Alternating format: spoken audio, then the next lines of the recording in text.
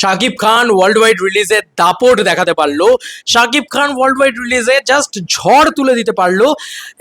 একটা নয়, অজস্র ছবি রয়েছে শাকিব খানের, যেটা ওয়ার্ল্ড ওয়াইডে একটা ভয়ানক বক্স অফিস কালেকশনও নিয়ে আসতে পারলো। ওয়ার্ল্ড ওয়াইড রিলিজের শাকিব খানের সিনেমা ওয়ার্ল্ড ওয়াইডে কাতারে কাতারে লোক বেরোতে দেখলো, তাহলে দেব আর জিৎ কেন পারলো না? উত্তর হচ্ছে টলিউড কেন পারলো না। আমরা এই কন্টেন্টটাকে নিয়ে ইতিমধ্যে কথা বলবো। আমরা জানি যে নানান জায়গায় বাংলাদেশ বলে বলে গোল দিয়েছে টলিউড ইন্ডাস্ট্রিকে।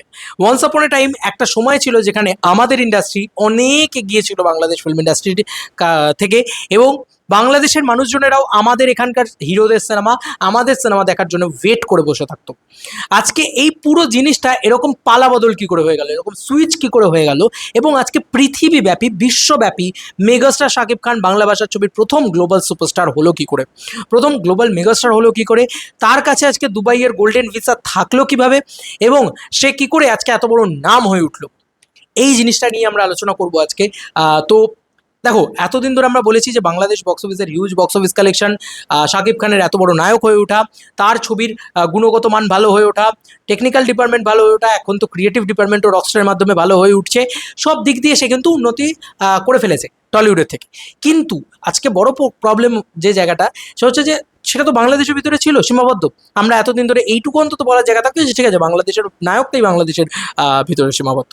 কিন্তু এখন যে জিনিসটা হচ্ছে সেটা হচ্ছে যে তুফান হোক, প্রিয়তমা হোক, তাণ্ডব হোক, বা আজকে এই ছবিটার নাম বলো না, রকস্টার হোক, এই ছবিগুলোর ওয়ার্ল্ড ওয়াইড ক্রেজ ভয়ানক। এই ছবিগুলো ওয়ার্ল্ড ওয়াইডে দারুণ ব্যবসা করেছে বা করছে অলরেডি। বরবাদ হোক, বরবাদ ইতালিতে আমরা দেখেছি কি পরিমাণে কাতারে কাতারে মানুষ বেরিয়েছে। তো আজকে যখন শাকিব খানের ছবির দেখে কাতারে কাতারে এত দর্শক বেরোচ্ছেন ওয়ার্ল্ড ওয়াইড, পৃথিবীব্যাপী, মালয়েশিয়া, তারপরে তোমার ইত্যাদি জায়গা থেকে, তাহলে কেন দেব আর জিতের সিনেমা ওয়ার্ল্ড ওয়াইড রিলিজই করে না? আর রিলিজ করলেও সেই ছবি সেইভাবে ব্যবসা কেন করে না? প্রশ্ন এটা করতে ইচ্ছে করছে। তাহলে এবার উত্তর আমি দিচ্ছি একটা একটা করে। প্রথম পয়েন্ট হচ্ছে, মেগাস্টার শাকিব খানের সব থেকে বড় পাওয়ার হচ্ছে বাংলাদেশি প্রবাসী বাঙালি, যারা প্রবাসে রয়েছেন, যারা বিদেশে রয়েছেন। বাংলাদেশের প্রচুর মানুষজন রয়েছেন যারা বিদেশে থাকেন। তো তাদের জন্য কিন্তু একটা ভয়ানক ভয়ানক জিনিস হয়ে রয়েছে। প্রথম পয়েন্ট হচ্ছে এটা, বাংলাদেশি যারা রয়েছেন, যারা বিদেশে থাকেন, ধরো কেউ মালয়েশিয়াতে থাকেন, কেউ সুইডেনে থাকেন, কেউ ডেনমার্কে থাকেন, কেউ লন্ডনে থাকেন, কেউ তোমার ইউকেতে থাকেন, কেউ ইউএসএতে থাকেন, তারা কিন্তু অ্যাকচুয়ালিতে তারা তাদের নিজের দেশের নায়ক। এটা কিন্তু দেশপ্রেম।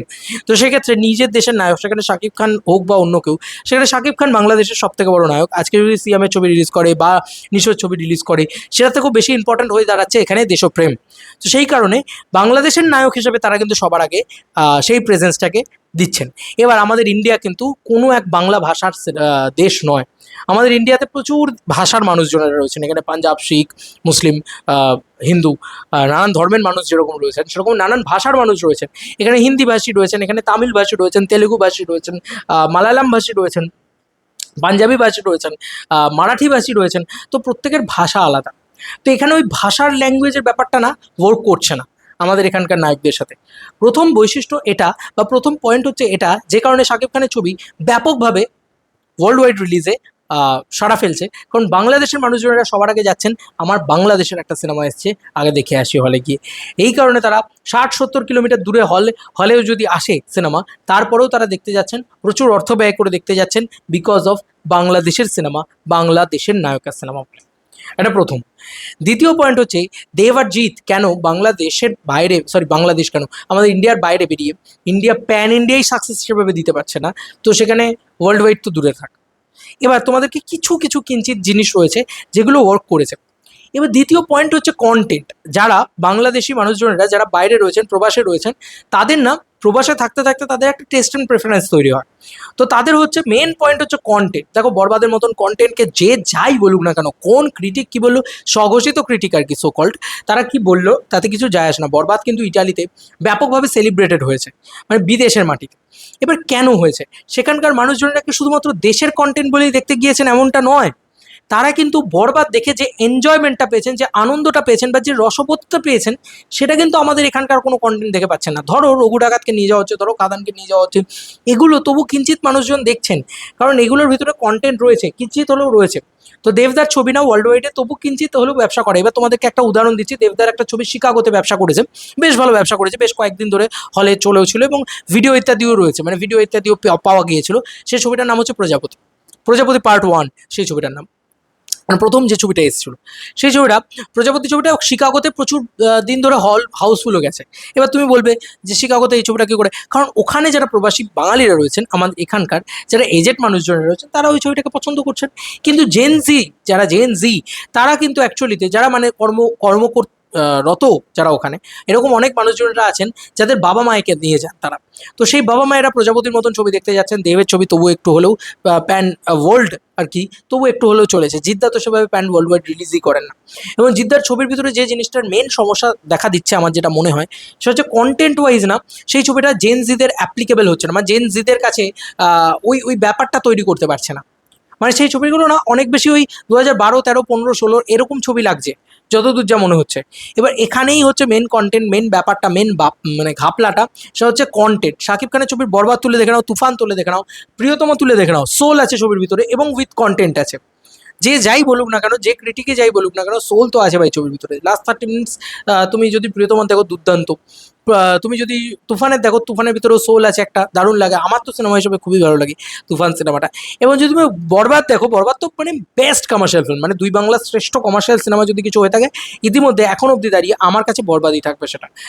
বরবাদ দুর্দান্ত সিনেমা, আমার দুর্দান্ত লেগেছিল, যেমন ডায়লগ তেমনি ইয়ে। তো ওই জিনিসগুলো না অ্যাকচুয়ালি তো ওয়ার্ল্ড ওয়াইডে ওয়ার্ক করছে। তো সেখানে শাকিব খান মূলত এগিয়ে রয়েছেন, যে কারণে ওয়ার্ল্ড ওয়াইড বক্স অফিসে দেবদা জিদ্দা দাঁত ফোটাতে পারছে না। জিদ্দা তো সেভাবে রিলিজ করতে জানি না, জিদ্দা প্যান ইন্ডিয়া রিলিজ করতে জান। আচ্ছা বলে রাখি, প্যান ইন্ডিয়াতেও কিন্তু রিলিজ করে আমাদের সুপারস্টারদের যে হিউজ সাফল্য রয়েছে এমনটা নয়, জিদ্দার কিঞ্চিত রয়েছে, সেটা চেঙ্গিজের মাধ্যমে রয়েছে। চেঙ্গিজে মারাঠা বান্দির হাউসফুল হোক বা ইয়ে বম্বে, মুম্বাই ইত্যাদি হাউসফুল দেওয়া হোক, এটা জিদ্দা করতে পেরেছিলেন, হায়দ্রাবাদ ইত্যাদি হাউসফুল হোক। তো জিদ্দা আমাদের এখানে একমাত্র বাংলার একমাত্র নায়ক যে প্যান ইন্ডিয়া সুপারস্টার হিসেবে পরিচিত আর কি আমাদের এখান থেকে। এবং তিনি খাকি দ্য বেঙ্গল চ্যাপ্টার করেছেন, প্যান ইন্ডিয়াতে হিউজ পারিশ্রমিক নিয়ে কাজ করেছেন। কিন্তু দেবদার কিন্তু বাঘাযতীন ছবিটা প্যান ইন্ডিয়াতে দারুণভাবে সাড়া ফেলতে পারেনি। এটা হচ্ছে মূল সত্যি কথা। আমাদের এখানে হিট হলেও, আমাদের ওয়েস্ট বেঙ্গলে হিট হলেও প্যান ইন্ডিয়াতে হিট করতে পারেনি।